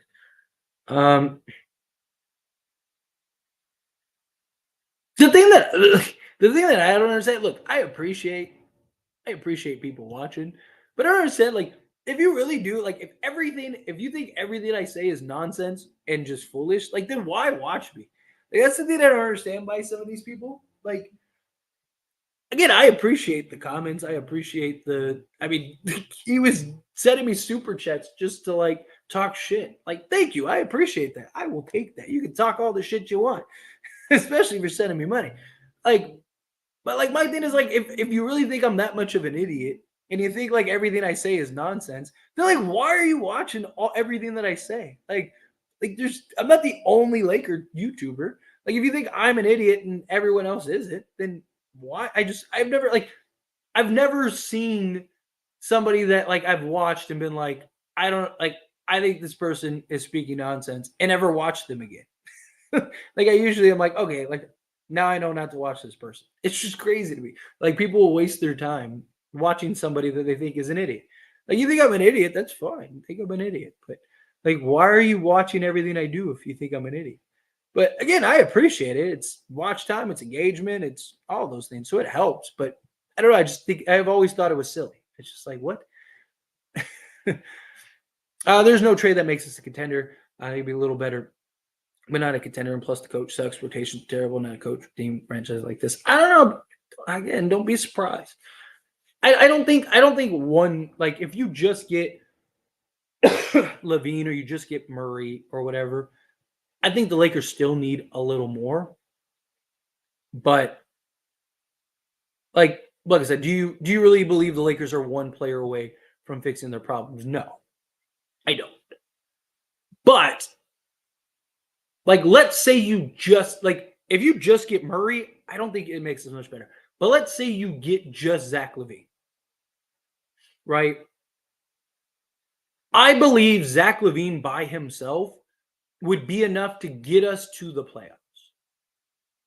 Then, if we're in the playoffs, I trust LeBron James and Anthony Davis to get it done, right? As long as you have LeBron James and Anthony Davis in the playoffs, you have a puncher's chance. The Lakers went to the conference finals with LeBron James and Anthony Davis on one leg. The only team to ever beat LeBron James and Anthony Davis in the playoffs is Denver. And again, they were on one leg. And the Lakers still had it, like, we're in every one of those games, right? So my thing is that, like, LeBron James and Anthony Davis are proven if they're healthy come playoffs. And then if you give me Zach LaVine on top of that, like, I greatly like our chances. My thing is, like, if I do believe we like the right guy could make us a playoff team. a bona fide lock contender? Not necessarily, right? Because I do think we need several things. But I do think if you get the right guy, which I personally think is Zach LaVine, I think he is good enough alongside LeBron James and Anthony Davis to at least get us into the playoffs. Once we're in the playoffs, I will take my chances with LeBron, AD, and Zach LaVine, right? Because you're not just going to beat them. You're going to have to beat them, right? So that's kind of my thing with that, to answer both of those at the same time.